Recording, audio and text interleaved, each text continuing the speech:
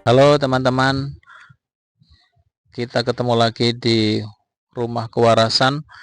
Tetap berharap bahwa Rumah Kewarasan menjadi instrumen, menjadi media kita untuk saling sharing, caring, dan inspiring bersama.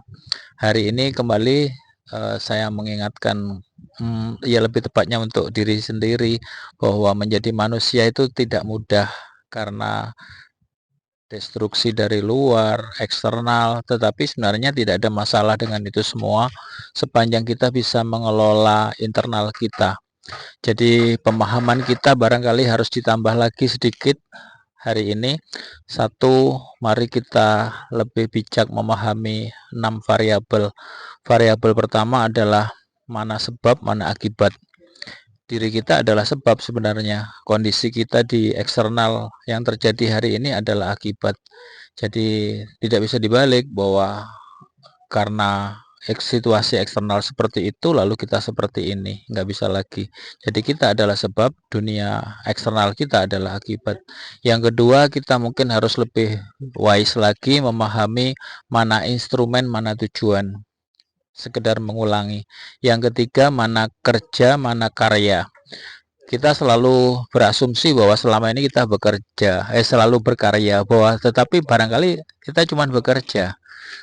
Ada perbedaan signifikan antara bekerja dan berkarya. Bekerja itu hanya menggunakan otot untuk kepentingan nafsu hewaniah semata. Pekerjaan kuli, mohon maaf, ya hanya melaksanakan rutinitas. Tetapi karya pasti menggunakan seluruh perangkat instrumen ilahiyah kita. Ada pikiran, ada hati, dan kita menghasilkan sesuatu yang sustain. Sedangkan kerja hanya memenuhi kebutuhan hidup semata-mata. Yang keempat, kita tahu perbedaan antara kebutuhan dan keinginan.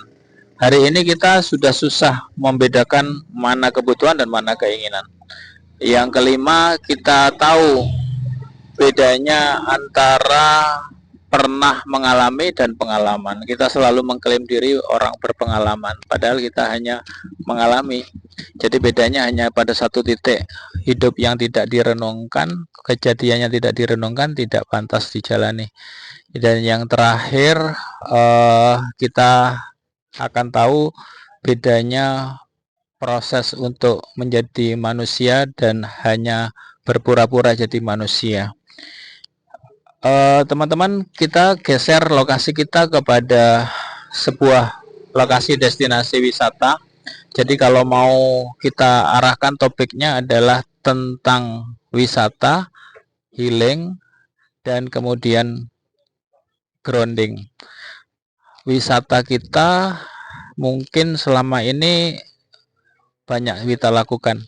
Kita mengunjungi banyak sekali tempat-tempat yang prestisius, yang keren, yang viral di Instagram, di semua platform media sosial.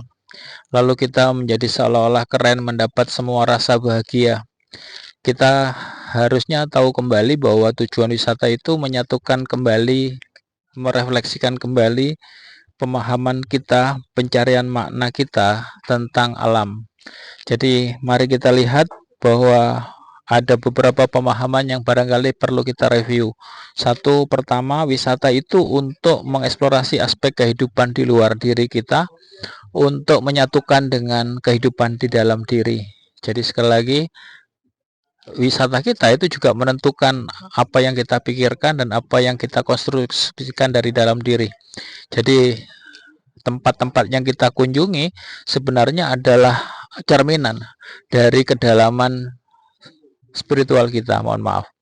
Yang kedua, tujuan kita hendaknya tidak hanya untuk wisata fisikal, tetapi juga wisata physically atau economically atau prestisius. Barangkali bukannya salah, tapi nggak cukup. Barangkali harus diiringi dengan makna, what is the mean of spiritually event.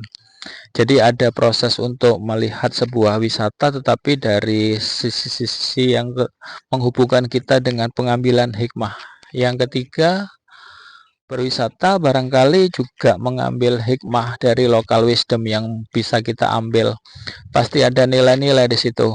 Ada historically, ada philosophically, ada scientific, ada filosofi yang mungkin tidak pernah kita dapatkan. Jadi mendapatkan sesuatu, tapi juga memberi sesuatu. Yang kelima, berwisata barangkali proses untuk memahami bagaimana kita berinteraksi dengan alam. Salah satu yang mungkin terlupakan itu kalau kita mendapatkan healing harusnya juga grounding. Pasti teman-teman sudah dengar healing itu recovery kita tidak secara fisik. Sering hanya orang dapat berwisata hanya dapat kelelahan semata, fisiknya semakin lelah karena dia tidak mindfulness. Artinya tidak berada di sana, dia ada di suatu objek wisata tetapi pikiran dan hatinya pergi kemana-mana. Jadi wisata pun pasti mempunyai syarat 3. Berwisatalah dengan mindfulness, nikmati saat itu di situ sepenuh hati, sepenuh pikiran, sepenuh raga. Jangan raganya doang tetapi pikirannya kemana-mana. Anda tidak berwisata, Anda hanya mengunjungi tempat wisata tapi tidak dapat hikmah wisata.